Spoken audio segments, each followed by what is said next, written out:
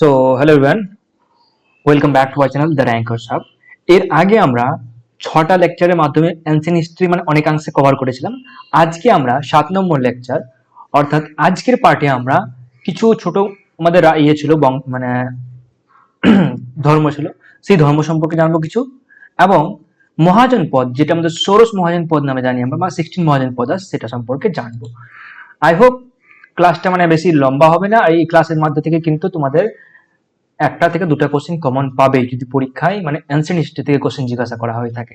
হ্যাঁ, অনেকে জিজ্ঞাসা করে আমাকে যে এটা কি এই এক্সামের জন্য অ্যাপ্রোপ্রিয়েট হবে বা এই এক্সামের জন্য অ্যাপ্রোপ্রিয়েট হবে।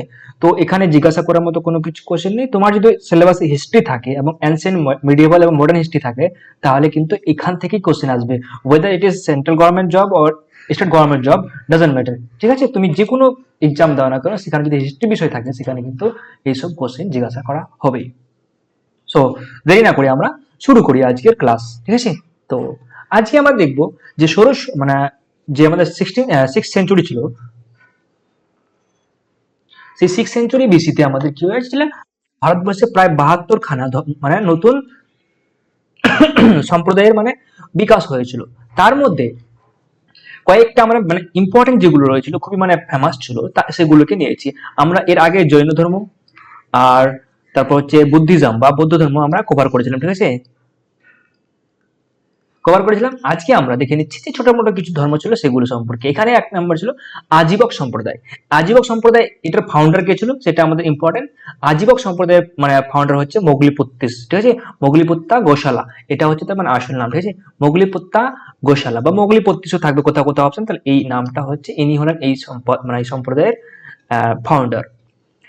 এইখানে আরেকজন এটা মানে ফেমাস হয়ে যায় যে এই সম্প্রদায়ের লোকদেরই মানে সম্রাট অশোক চারখানা মানে মানে গুহা দান করেছিলেন। কোথায়? সেটা পাটলিপুত্রতে। সেটা কি কি ছিল? সুদামা, কর্মা, চোপড়া এবং বিশ্ব চোপড়া বা বিশ্ব ঝোপান। ঠিক আছে, এই চারটা মানে পাহাড়ের গুহা দান করেছিল আজীবক সম্প্রদায়ের সম্রাট অশোক। এখান থেকে দুটো কোশ্চেন ইম্পর্টেন্ট।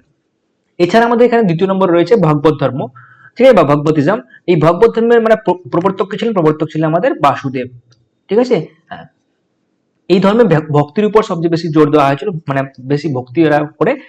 এই সম্প্রদায় বলিদান, কর্মফল এবং পশু হত্যার বিরোধী ছিল। এরা কিন্তু পশু হত্যা এবং বলিদান যে ছিল আগে মানে 6 সেঞ্চুরি বিসি আগে যদি দেখো, তাহলে কিন্তু ভারতবর্ষের ইতিহাসে কিন্তু অনেক রকম মানে মানে সংস্কার ছিল। সেই সংস্কার থেকেই মানে বের হতে, যেমন যদি বৈদিক যুগে দেখি, বৈদিক যুগে যে মানে কাস্টিজম সৃষ্টি হলো, শূদ্র, বৈশ্য, ব্রাহ্মণ, ক্ষত্রিয় এগুলো ছিল, তখন কিন্তু প্রচুর পরিমাণে মানে মানে অপ্রেস হতো।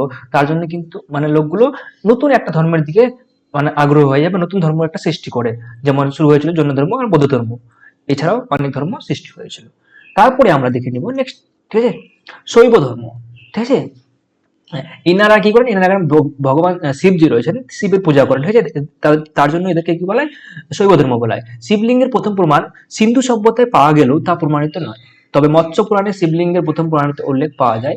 এটা হলো এক্সট্রা তত্ত্ব। দক্ষিণ ভারতে শৈব ধর্মের অনুসারী বেশি থাকে, আমরা জানি দক্ষিণ ভারতে কিন্তু শৈব ধর্মের ফলোয়ার বেশি রয়েছে। ঠিক আছে, আর এই শৈব ধর্মকে আবার 3টি শাখায় ভাগ করা হয়েছে। একটা হচ্ছে পশুপতি, আর অন্যটা হচ্ছে কাপালিক, আর 3 নম্বর হচ্ছে লিঙ্গায়ত। লিঙ্গায়ত। ঠিক আছে, এই 3 ভাগে ভাগ করা হয়েছে শৈব ধর্মকে। সবচেয়ে যেটা প্রাচীনতম সেটা হচ্ছে আমাদের কি পশুপতি। ঠিক আছে, একে কি বলা হয়, একে আবার পঞ্চার্থীয় বলা হয়। ঠিক আছে, কাপালিক। কাপালিক ধর্ম মানে লোকেরা কি করে, মানুষের মাথার যে খুলি থাকে, মৃত মানুষের মাথার খুলিটা, সেই খুলিতে কি করে তারা খাবার পান করে। ঠিক আছে, জল পান করে, মদ পান করে এবং বিভিন্ন রকম মানে করে। এছাড়া কি করে দেখবো, শরীরে কি তারা ছাই মাখিয়ে নেয়, মানে উনুনের ছাইগুলো হয় না, কোনো কিছু জ্বলে যাওয়ার পর যে বার্ন আউট গুলো থাকে, অ্যাশ যেটাকে বলি আমরা, সেই অ্যাশ গুলো তারা ইউজ করে বডিতে। ঠিক আছে, মানে উদাহরণস্বরূপ যেমন নাগা সাধুরা রয়েছে, সেটা হচ্ছে কাপালিক। ঠিক আছে, দেখে নাগা বাবাগুলো কিন্তু এই যে শরীরে একদম পুরো অ্যাশ মেখে দেয়, বা কি বলবে এগুলো কি বলছে, ছাইগুলো রয়েছে, ছাই মেখে দেয় এবং মাথা খুলি নিয়ে ঘুরে বেড়ায়। এটা হচ্ছে আমাদের কাপালিক ধর্ম। লিঙ্গায়ত কি ছিল, দক্ষিণ ভারতে এই শাখাটি অত্যন্ত পরিচিত। এরা শিবলিঙ্গের পূজা করেন কিন্তু মৃতদেহ পোড়ানোর পরিবর্তে মাটি দেন। এটা হচ্ছে ইম্পর্টেন্ট। এরা শিবলিঙ্গের পূজা করেন কিন্তু মৃতদেহকে তারা মানে বার্ন করে না, বা ওটাকে করে না, অন্তিম সংস্কার করে মানে জ্বলিয়ে পুড়িয়ে না করে, সেটাকে কি করে, সেটাকে মানে সেমেট্রি মানে কবর কবর দেয়। ঠিক আছে, হুম, হ্যাঁ। তাহলে এখানে আমাদের শৈব ধর্ম কমপ্লিট হলো।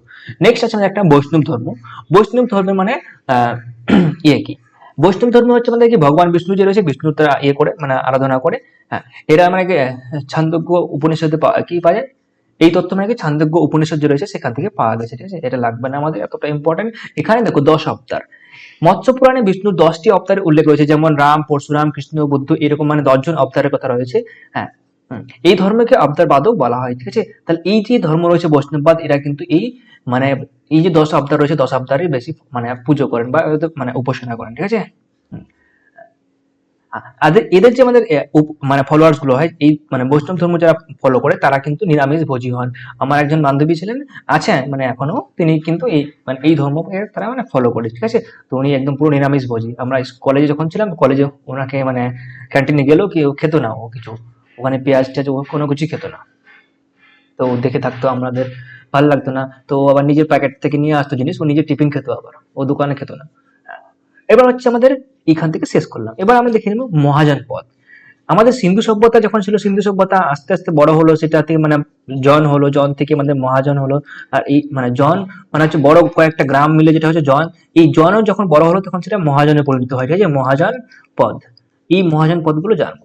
তাহলে দেখো, খ্রিস্টপূর্ব 6শ শতকে মানে 6th সেঞ্চুরি বিসিতে আমাদের কি হয়, ভারতবর্ষে 16টি বড় রাজ্যের উদ্ভব হয়েছিল, যা মহাজন পদ নামে পরিচিত ছিল।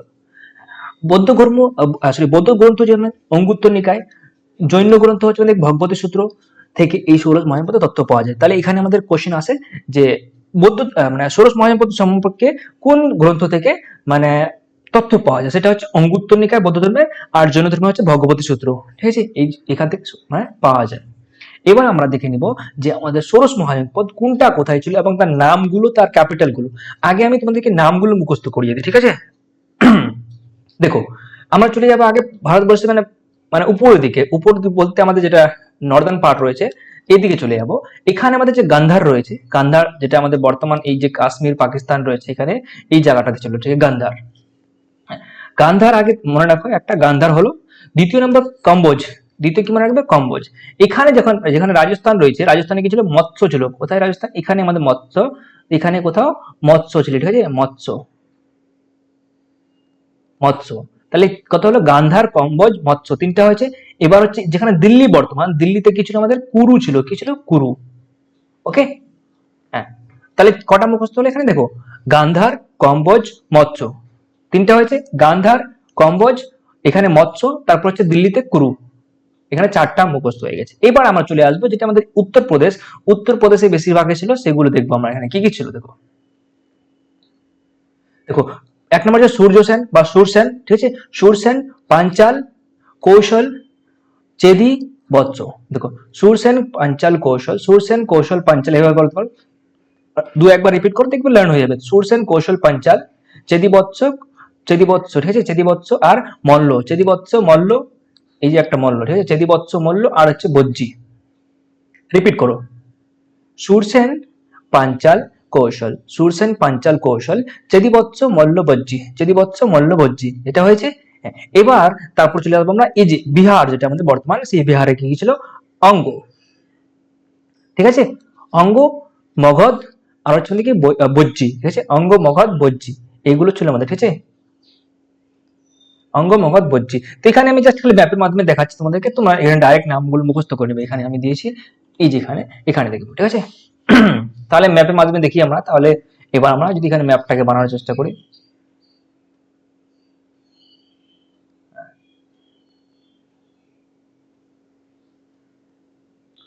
সরি ম্যাপটা বানাতে পারছি না আমি ঠিকঠাক, ঠিক আছে। তো একটা মাফ করবে, ম্যাপটা মানে অনেকটা মানে ইয়ে হয়ে গেছে, জাস্ট বোঝার চেষ্টা করবে, এটা আমাদের ম্যাপ যদি হয় ভারতবর্ষের।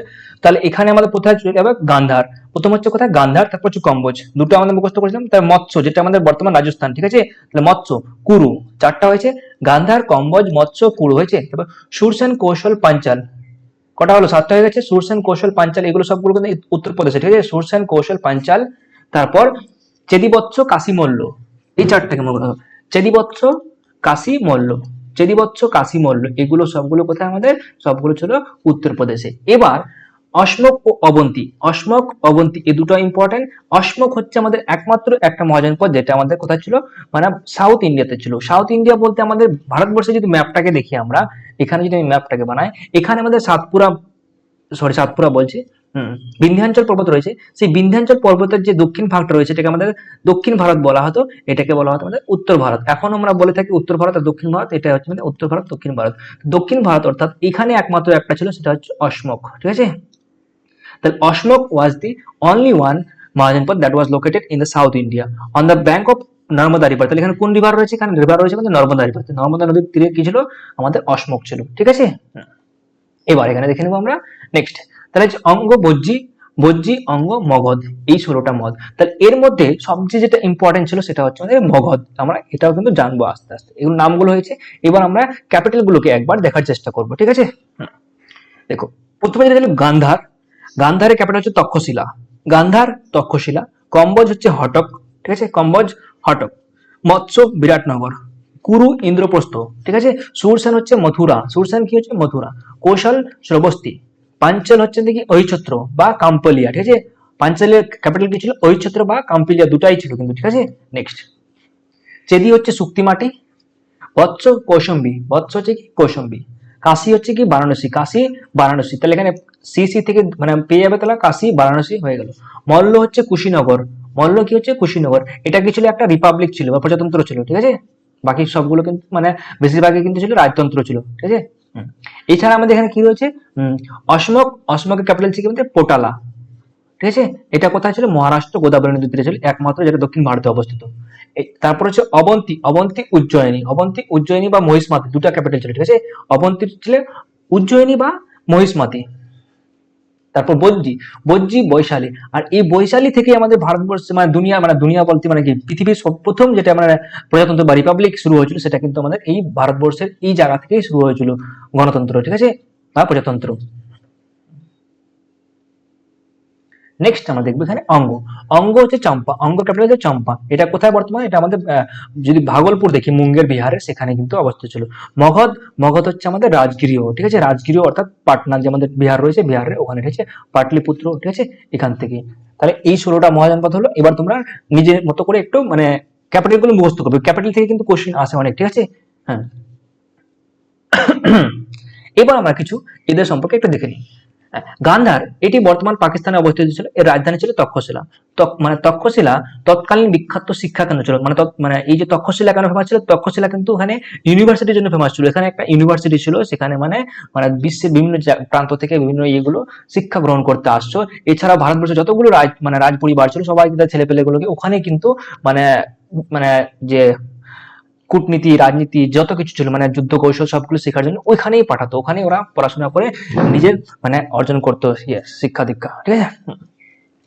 অসমক আমি বলে দিচ্ছি, এটা হচ্ছে দক্ষিণ ভারতের একমাত্র মহাজনপদ। এবার হচ্ছে আমাদের প্রজাতন্ত্রগুলো, রিপাবলিক কটা ছিল? সে উত্তরপ্রদেশের মল্ল, বিহারের ভোজ্জি। মহাজনপদ দুটিকে প্রজাতন্ত্র ছিল, কি ছিল এরা? এরা ছিল কিন্তু প্রজাতন্ত্র বা রিপাবলিক। তাহলে মল্ল এবং ভোজ্জি। বৈশালী, বৃজ্যের রাজধানী, বজ্জি বা যেটা বৃজ্জি বলি আমরা, বজ্জির রাজধানী বৈশালী ছিল বিশ্বের প্রাচীনতম প্রজাতন্ত্র, আমি একটু আগে বললাম। এছাড়া আমাদের কি দেখবো? মগধ, এটি ছিল সবচেয়ে শক্তিশালী মহাজনপদ। এর ভৌগোলিক অবস্থান ও সুরক্ষিত রাখতো দক্ষিণে বিন্ধ্যাঞ্চল পর্বত। এখানে যদি আমি দেখি ম্যাপটাকে ভারতবর্ষের, আমি ডাইরেক্ট ওখানে দেখা দিচ্ছি মানে এই মগধের ফেমাস হওয়ার কারণটা কেন। দেখো, মগধের এদিকে ছিল আমাদের কি বিন্ধ্যাঞ্চল পর্বত, এটার জন্য সুরক্ষা হয়েছিল। এদিকে ছিল গঙ্গা নদী, তাহলে দুটা দিকে হলো। এদিকে আমাদের আর একটা নদী ছিল সোন নদী। তাহলে তিন দিক থেকে ওরা মানে একদম সুরক্ষিত থাকতো, তাহলে এখানে কেউ অ্যাটাক করতে পারতো না। এবং এখানে মানে জমি ছিল কি উর্বর জমি ছিল, বিভিন্ন রকম কারণে কিন্তু এখানে খুবই মানে একদম মানে মানে মানে সবচেয়ে মানে একদম শক্তিশালী হয়ে উঠেছিল, যেহেতু তার মানে জিওগ্রাফিটা ভালো ছিল, ঠিক আছে। নেক্সট দেখবো আমরা এখানে কিছু। হ্যাঁ, নেক্সট এখানে তথ্য নেই আর আমাদের এখানে মগধটি দেখে নেবো আমরা। দেখো, মগধ তাহলে আমাদের উত্তরে গঙ্গা, পূর্বে আমাদের ফাল্গু নদী এবং পশ্চিমে হচ্ছে সোন নদী এবং হচ্ছে বিন্ধ্যাঞ্চল পর্বত, এই চারদিক থেকে মানে ঘেরা ছিল, তার জন্য মানে সুরক্ষিত ছিল। এছাড়াও এর যে মানে জিওগ্রাফিটা সেটা ছিল ভালো ছিল, ঠিক আছে, তার জন্য। এবার দেখো নাও, এই যে ষোড়শ মহাজন পদ ছিল, ষোড়শ মহাজন পদ থেকে সবচেয়ে ফেমাস কি হয়ে উঠলো, মানে সবচেয়ে শক্তিশালী হলো মগধ। কে হয়ে উঠলো? মগধ, ঠিক আছে। আর এই মগধে টোটাল কতগুলো রাজতন্ত্র করেছিল সেটা আমরা এর পরবর্তী ভিডিওতে জানবো, ঠিক আছে। মগধ, ঠিক আছে। দেখো, টোটাল ছিল আমাদের মোটামুটি দেখে যাও, এখানে আমি ট্রিক্স বলে রাখি। হাসিন, মাসুকা, ঠিক আছে। দেখো, প্রথম ছিল হারসাঙ্ক, ঠিক আছে। একটা ছিল মানে রাজতন্ত্র ছিল, হর্ষাঙ্ক বংশ প্রথম মানে এখানে করেছিল, ঠিক আছে, হর্ষাঙ্ক বংশ। তারপর হচ্ছে আমাদের শিশুনাগ, নন্দ, নন্দ, এম থেকে মৌর্য, শুঙ্গ, কাম্য, এই কটা রাজতন্ত্র দিলে, একটা, দুটো, তিনটে, চারটে, পাঁচটে, ছটে, এবং লাস্টে কাম্যর পরে কি আসছিল, কাম্যর পরে আসছিল সাতবাহনরা। এই সাত মানে মানে রাজতন্ত্র সেখানে মানে রাজ করেছিল কোন বংশে, সেটা মগধে। তাহলে এই পরবর্তীতে আমরা এই যে সাতটা রয়েছে, সাতটাকে একে একে কমপ্লিট করবো, ঠিক আছে। হ্যাঁ, তো আই হোপ এখানে আমাদের সবকিছু কমপ্লিট হয়ে গেছে। তো নেক্সট ভিডিওতে আমরা দেখবো এই মগধের মানে যে যে সমস্ত মানে ছিল মানে সাম্রাজ্য ছিল, সেই সাম্রাজ্যগুলো সম্পর্কে একে একে জানবো, ঠিক আছে। So that's all for today. Keep learning, keep improving. Thank you for watching this video till last. আর এই মানে পিডিএফ মানে পিপিটিটা পেয়ে যাবে আমাদের টেলিগ্রাম চ্যানেলে, টেলিগ্রাম চ্যানেল জয়েন করে ওখান থেকে কালেক্ট করে নাও।